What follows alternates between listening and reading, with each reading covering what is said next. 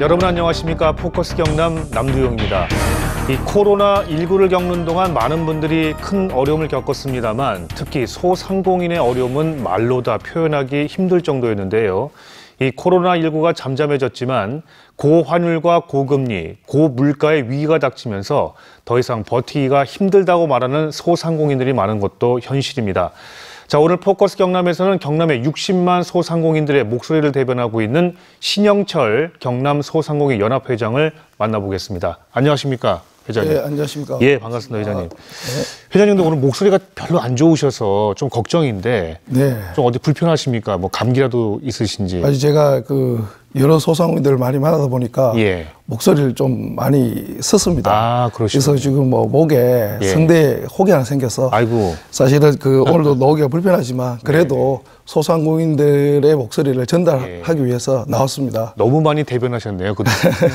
그동안 사실은 많이 듣고 말을 많이 하다 보니까 그래서 이 목이 좀 많이 안 좋아졌던 것 같습니다. 알겠습니다. 우리 시청자분들의 양해를 좀 부탁드리겠고요. 네. 제가 방금 오프닝 때 경남에 60만 소상공인이라고 말씀드렸거든요. 근데 60만이 과연 맞는가? 왜냐하면 요즘 그 건물도 봐도 이제 공실률이 굉장히 높은 데다가 요즘 장사하기 힘들다는 분들이 너무 많아서 맞습니다. 이전보다 좀 줄지 않았을까 생각이 듭니다만 어떻습니까? 그래서 저희들이 통계 조사를 확인을 한번 해봤습니다. 예. 2023년도에 대한 통계조사는 없고요. 2021년도에 중기부에서 조사한 통계조사가 있는데 거기 보면은 경남의 소상공인 종사자 수가 64만 8천 명이고요.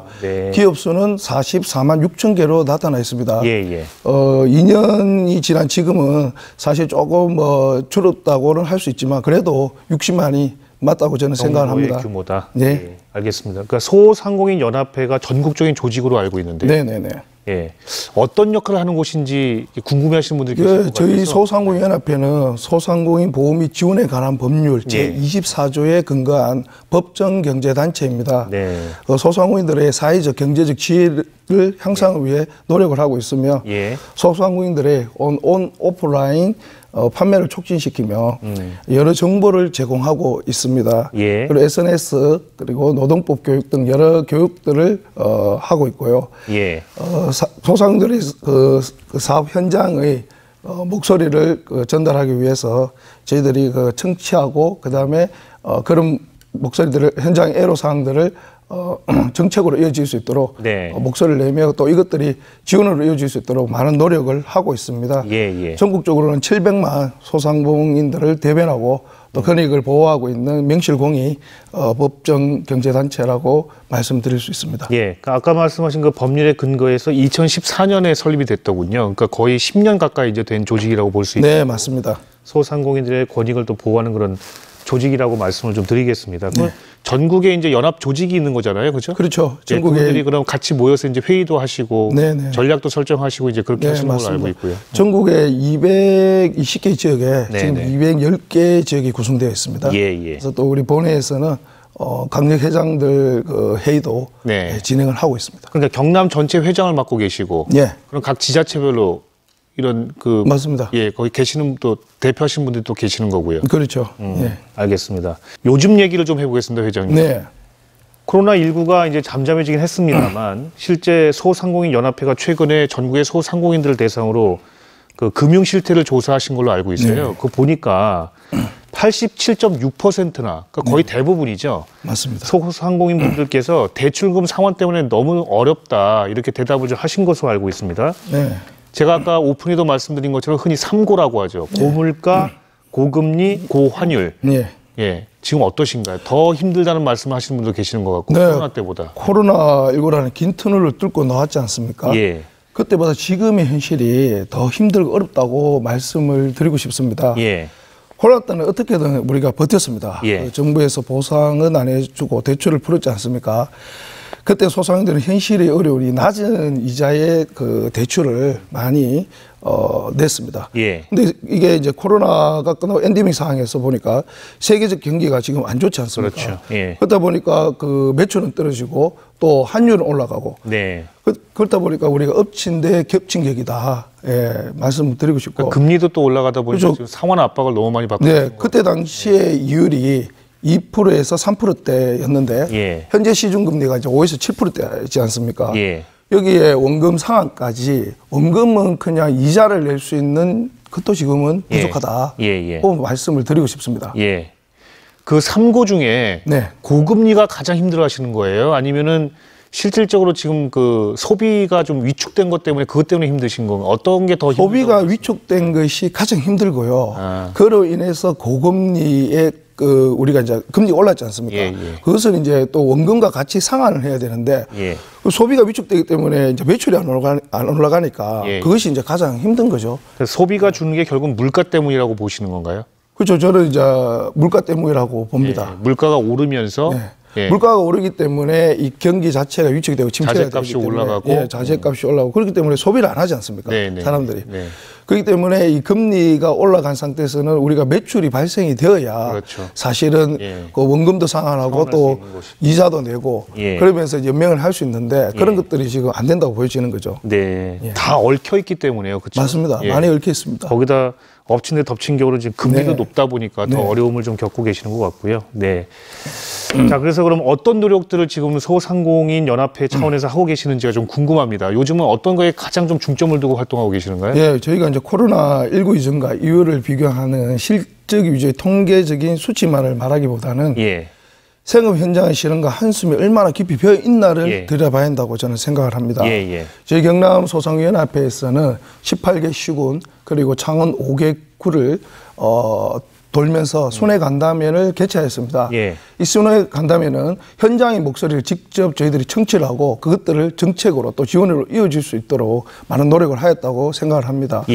그 중에서는 실제적으로 저희들이 지자체장을 직접 만나거나 공무원들을 만나서 그런 것들을 우리가 현장의 목소리를 전달하고 또 정책을 이어지고 지원이 되어야 된다는 목소리를 많이 내었었습니다. 또한 이러한 현장의 목소리는 저희들이 또 넓게는 경남 도지사님 그리고 도의회 의장님 그리고 국회의원님들과도 간담회를 가졌었습니다. 여러 유관기관과 상생 업무 협약은 물론이고 각종 금융 지원, 전기, 가스료 및 최저임금 인상 저지를 위한 기자회견도 저희들이 열었었습니다. 소비 활성화를 위한 여러 정책 건의를 하면서 소상공인들이 현실적으로 어려움을 제거해야 된다. 그래서 지속적으로 노력하고 있습니다. 그럼 하나씩 좀 살펴보겠습니다. 방금 말씀하신 것 중에 아까도 얘기했던 듯이 이제 고금리 얘기하면서 대출금 상환으로 지금 많은 어려움을 겪고 있다고 얘기를 하셨기 때문에 그러면 정부나 지자체에서 이 관련해서 뭐 이자 지원이라든가 뭐 이런 것들을 지금 요구하고 계십니까? 구체적으로 어떤 대안이 좀 마련되는 것인가요? 소상공인들에게는 사실은 직접적이면서도 가장 실효성 있는 지원이 이른바 현금 유동성 위기 극복입니다. 즉 돈맥 경화가 생기지 않도록 해야 한다는 뜻인데요. 한마디로 말씀드리면 금리를 대폭 인하해주고 금융지원 정책이 필요하며 현재의 대출을 상환유예가 장기적으로 필요하다는 말씀을 드리고 싶습니다. 저희들이 보면 코로나 때 사실은 2, 3%대의 저금리였지 않습니까? 지금은 5%, 7%대의 시중금리가 이제 이루어지고 있습니다. 그때에 이제 저희가 이제 경남 신용보증재단이라든지 를 통해서 대출을 하게 되면은 사실은 2년 동안 2.5%의 이자를 지원해 주었습니다. 그러면 저희들이 이제 그 보정료를 포함해서 한 1% 정도대의 이자를 내었었는데 지금은 한 3배 정도 올라서 사실은 그때하고는 상황이 많이 바뀌었습니다. 그러면 지금은 뭐냐면 저는 항상 늘 말씀을 드리고 있습니다. 5%대의 이자를 지원해 줘야 되고 그다음에 3년 정도의 지원을 필요하다. 그러면서 저는 5년 거치 10년 상한에 대해서 그 장기적으로 대안을 상한율을 늘려줘야 된다 기간을 생각을 합니다. 그것은 뭐냐면 대출에 대한 가치는 그대로 두되 그러니까 상한 기간을 늘림으로 인해서 한 달 납입해야 되는 금액을 줄여줘야 된다고 생각을 합니다. 그것이 꼭 필요하다고 저는 보여집니다. 자, 그리고 정부가 긴축 재정 그 기조에 따라서 내년 예산안 중에 지역화폐 예산을요. 전액 삭감했습니다. 그러니까 올해 지역화폐 예산이 그러니까 여야 간 그 대치 끝에 전년 예산 절반인 3,525억 정도 되서는 않긴 났습니다만 내년 그 지역화폐 예산도 축소가 되거나 전액 삭감될 그런 위기에 지금 처해 있는 게 네, 사실이거든요. 맞습니다. 예. 네. 일단 정부 예산 삭감에 대해서는 어떤 입장이신지. 그것은 정치적으로 좀 많이 풀어져 나가서 소상공인들한테 그 전액 삭감에 대한 부분을 예. 좀 풀어줘야 된다. 저는 생각을 합니다. 예. 이 지역화폐는 지역 소비 활성화를 위한 마중물 역할을 지금까지 해왔습니다. 그래서 소상공인들에게는 소비 촉진을 이어지는 예. 정말 중요한 부분이다. 예. 이런 말씀을 드리고 싶다. 물론 장단점이 있습니다. 그렇지만 지금처럼 경기가 어려울 때는 장점에 더 많은 점수를 주고 싶습니다. 예. 그래서 소비자 입장에서도 지금보다 차이가 있지만 7에서 10%의 인센티브가 있고 세금 혜택까지 있기 그렇죠. 때문에 예. 소비자들한테는 정말 이익이 많다고 보여집니다. 그렇죠. 그리고 금전적인 이득이 많죠. 맞습니다. 예. 그리고 이 또 지역화폐는 소상공인 업체에 다 소진을 할 수밖에 없는 구조입니다. 예. 그렇기 때문에 지금 현재 어려운 소상공인들한테는 정말 도움이 된다고 저는 생각이 되며 네. 기본적으로 백화점이나 대형마트 그리고 전자상거래에서는 사용이 불가능합니다. 예. 그렇기 때문에 소상공인에 도움이 된다고 보여지며 정부 예산이 전액 삭감되는 부분에 대해서는 관련 정부 부처나 국회에서 빠른 시일 내에 제대로 된 협의가 진행되어 된다고 보며 협의를 통해서 그런 예산이 되살아나야 된다고 저는 생각을 합니다. 지역화폐 뭐 장단점을 방금 말씀하셨는데. 네네네. 근데 지금 장점만 말씀하셨거든요. 네. 제가 봐도 이 단점이 잘 보이지 않음에도 불구하고 정부가 네. 이걸 왜 자꾸 없애려고 하는지 네. 그건 어떻게 보시는지요, 회장님? 그것은 이제 애초에 지역화폐가 만들어질 당시에 예. 그러니까 제가 생각하기에는 뭐 지역화폐를 홍보하는 홍보 비용이라든지 예. 그다음에 각종 이제 그런 세금들이 발생하였지 않습니까? 예. 그런 부분들이 좀 단점으로 작용이 되지 않나 하는 생각이 들고 그다음 또 이제 뭐 그러니까 이 지역화폐를 예. 사실은 좀 악용하는 경향이 좀 있었다고 보여지지만 그것은 사실은 좀 낮은 부분이다고 예. 저는 보여집니다. 사실은 거의 소상공인들의 비율이 없다고 봐도 되죠. 소비 활성화 촉진에서 바라보면 예. 사실은 지역화폐가 더 절실하기 때문에 그게 더 높은 부분이라고 저는 여겨집니다. 네. 그래서 네. 지속적으로 정부에 지금 요구하고 계시는 상황인 것이죠. 네, 그렇습니다. 예. 저는 뭐 살리기 작년부터도 위해서. 그랬고 올해도 계속적으로 이 사항은 요구하고 있고 또 많은 국회의원들을 만나면서 이 부분을 어필을 하고 있습니다. 그 소상공인들에게는 굉장히 실질적인 얘기가 될 수도 있는 부분인데 네. 그러니까 디지털 전환 있잖아요. 그러니까 네. 코로나 이후에 네네. 어쨌든 비대면 소비가 이제 확산이 되면서 디지털 전환 얘기가 많이 나오고 있는데 이 방법을 통해서 생존 전략을 모색해야 된다 얘기가 여러 번 있었어요. 네네, 예. 구체적으로 어떤 걸 말씀하시는 겁니까? 예. 지금 사실은 이제 뭐 소상공인을 디지털화 해야 된다는 것은 국가적인 뭐 정부의 하도 아니겠습니까? 예, 예. 그런 차원에서 보면은 금년 1월 3일 날 소상인 보호 및 지원에 관한 법률이 개정되면서 소상공인의 디지털 전환 촉진 규정이 신설되어 7월 4일부터 시행에 들어갔습니다. 네네. 네네. 그래서 우리가 변화와 혁신의 시대인 거죠. 저희 경남 소상연합회에서는 지난 8월 9일 창원 컨벤션 센터에서 전국 최초로 소상공인 디지털 전환 상생 포럼을 개최하면서 성황리에 저희들이 마쳤습니다. 구체적으로 어떤 걸 갖춰야 된다는 말씀이신가요? 이 디지털 전환이라는 것이 의식을 말씀하시는 거예요? 아니면 아닙니다. 실질적인 어떤 거는 그러니까 그런 기기 장비라든가 뭐 이런 걸 말씀하시는 기계 장비보다는 예. 사실은 이제 이런 교육을 통해서 예. 이 실제 현실에 필요한 부분들이 더 필요하다고 저는 보여집니다. 예. 기계 장비는 사실은 뭐 그런 그러니까 지원 제도들도 좀 많이 마련되어 있는데 예. 그래서 이미 벌써 장사가 잘 되는 것 또 대형화. 그러니까 장비들이 지나다니고 하려면 또 복도가 넓어야 되고요. 이제 그런 부분들이 저희들이 볼 때는 좀 소상공인이지만 그래도 좀 더 장사가 잘 되는 곳이다. 좀 대형화인 곳이다고 보여집니다. 그렇기 때문에 저희는 이제 그런 부분보다는 실제 현실에서 필요한 소상공인들이 직접 사실은 이제 우리 가게를 홍보할 수 있고 네네. 디지털 그러니까 이제 홍보할 수 있고 SNS에서 활동을 할 수 있는 네네. 그런 것들이 필요하다. 그걸 왜냐하면은 예전에는 저희들이 이제 홍보하러 나갈 때 전단지를 들고 직접 이제 오프라인 나가서 직접 나눠줬습니다. 그리고 이제 아파트 같은 데 붙였고. 예. 근데 이제는 시대가 변했지 않습니까? 이 스마트폰으로 모든 것을 하는 시대입니다. 그렇죠. 예. 그래서 여러 이제 우리 네이버라든지 카카오톡이나 여러 매체에서 사실은 그런 SNS로 우리 가게를 홍보해야 됩니다. 근데 뭐 젊은 층에서는 사실 그런 것들이 조금 더 가까이 있다고 보이지만, 보편화돼 있죠. 근데 우리 소상공인은 젊은 층만 있는 게 아닙니다. 나이가 드신 분들도 많이 있습니다. 근데 그런 부분들이 좀 부족합니다. 예. 그래서 이런 이제 스마트폰으로 사실은 내 가게를 홍보할 수 있는 것부터 사실 이 교육이 필요하다. 그래서 내 가게를 직접 홍보하고 또 그것이 또 매출로 이어지고 또 매출이 또 이어지게 되면 또 고용 확대가 되고 이렇게 되어야 된다고 저는 생각을 합니다. 그런 걸 반대하실 사장님들은 안 계실 것 같은데요. 그걸 반대하는 사장님들 너무 하고 싶어 하실 것도 같아요. 근데 방법을 잘 모르겠다 하시는 분들도 있어요. 제가 이제 그 이번에 이제 18기 시군을 다니면서 합천 지역을 갔습니다.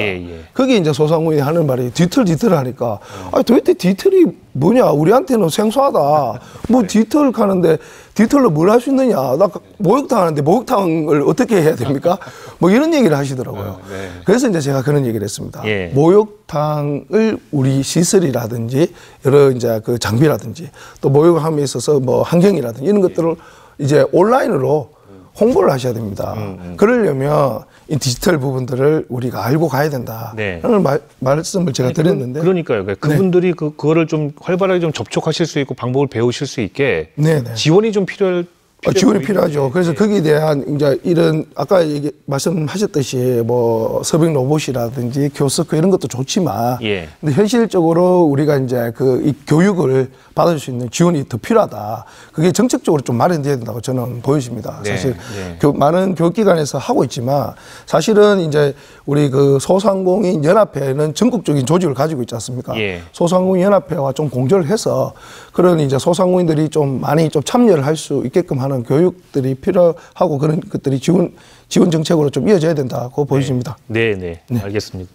일단 뭐 배우기 시작하면 굉장히 또 열정적으로 또 하실 것 같아요. 맞습니다. 뭐 본인의 가게를 홍보하고 또 많은 분들이 오실 수 있다면 그런 것들이 좀 적극적으로 홍보가 될 필요가 있을 것 같거든요.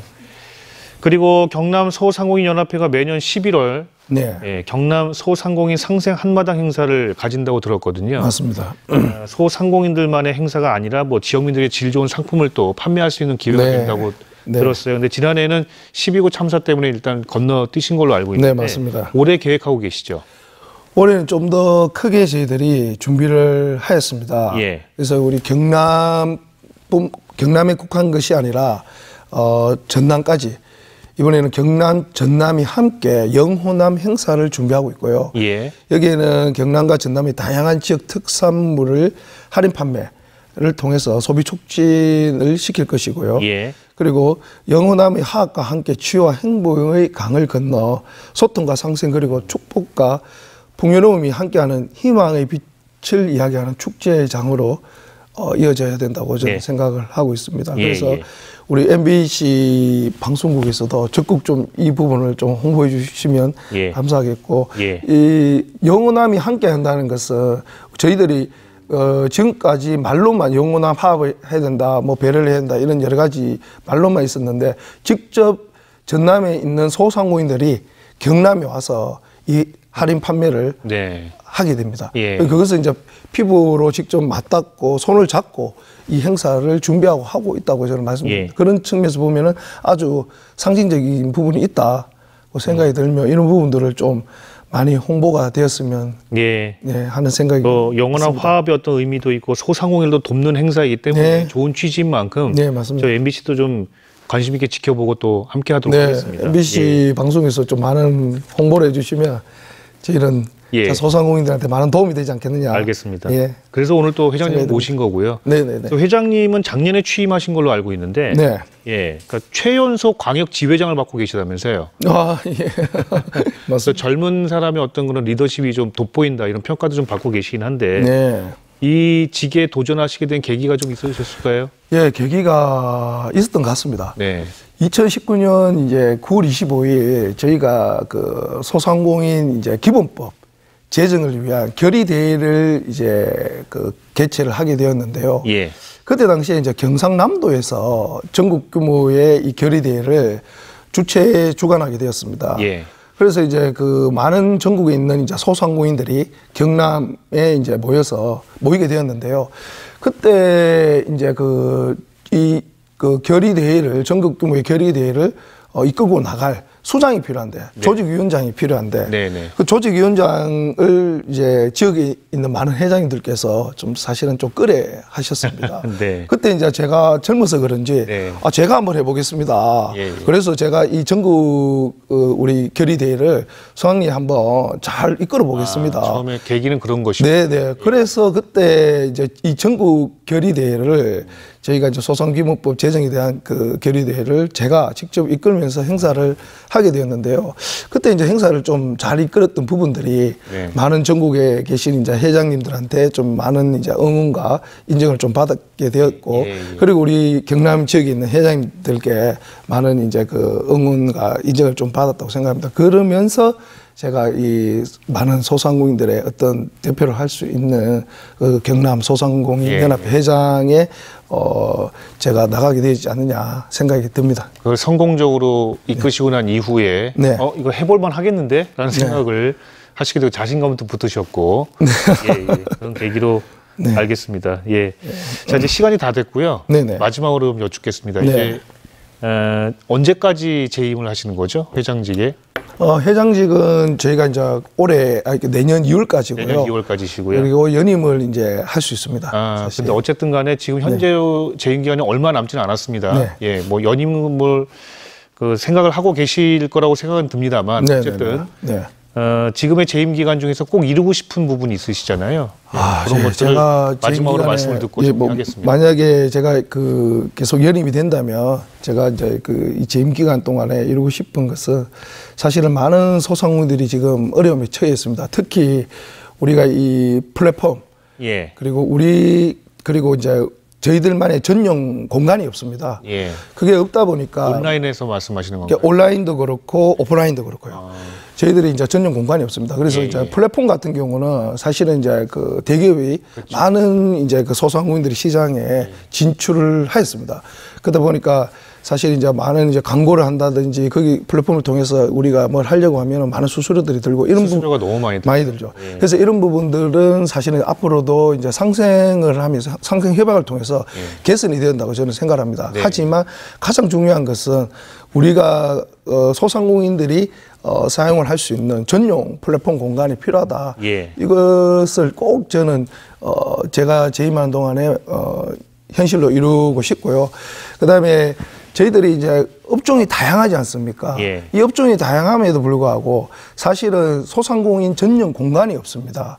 그래서 지금 이제 뭐 오프라인 공간을 말씀하시죠. 그렇죠. 오프라인 공간이 없습니다. 모여서 같이 얘기하고 그렇죠. 쉼터도 될 수 있고 정보 교환도 될 수 있고 그리고 여가 활동도 할 수 있는 이런 오프라인 공간이 절대적으로 필요한데 지금 정부에서도 이제 그 중기부에서 보면은 디지털 센터를 건립하겠다는 말씀을 많이 하고 있지 않습니까?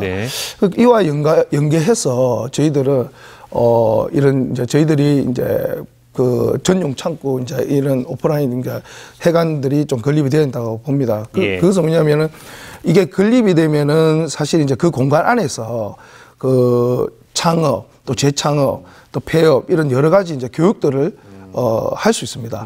그다음에 이제 업종별의 다양한 업종이 있는데 특히 위생업에 종사하는 업종들은 요즘 이제 위생 교육을 해야 되는데 이 위생 교육에 대한 그 공간이 없습니다. 그래서 예전에는 대학교라든지 뭐 여러 지자체의 뭐 공간들, 강당이나 이런 것들을 빌려서 사실 했는데 요즘 대학교에서도 그런 곳을 빌려주지 않습니다. 않으려 합니다. 왜냐하면 일단은 많은 사람들이 거기에 이제 가야 되니까 주차 공간이 부족하고요. 왜냐하면 교통이 또 불편하고요. 그러니까 여러 가지 있습니다. 그렇기 때문에 저희들이 이런 이제 전용 이제 해관이 건립된다면 사실은 이제 이런 교육들도 할 수 있다고 저는 생각합니다. 그리고 또 많은 업종별 단체가 여기에 들어와서 개인적인 어떤 그러니까 업종별로 사무실을 둘 수 있고요. 또 그렇게 업종별로 둘 수 있으면은 이게 하나로 묶어집니다. 그러면 회의도 할 수 있고 여러 가지 이제 업종별에 필요한 또 지원이라든지 또 자기들이 가지고 있는 실제 현장의 목소리들을 저희들이 더 빠르게 들을 수 있다고 저는 생각합니다. 그렇기 때문에 제가 지금 재임하는 동안에는 희망컨대 꼭 우리가 전용 플랫폼 공간과 또 이런 전용 우리 오프라인 공간이 필요하다. 또 꼭 만들고 싶다고 저는 말씀드리고 싶습니다. 알겠습니다. 인터뷰 여기서 이제 마무리를 좀 하겠습니다. 네, 감사합니다. 오늘 말씀 고맙습니다. 네, 예, 아이고, 감사합니다. 감사합니다. 지금까지 신영철 경남 소상공인 연합회장과 말씀을 나눠봤습니다. 자, 포커스 경은 여기서 인사드리겠고요. 저는 다음 주에 다시 인사드립니다. 고맙습니다.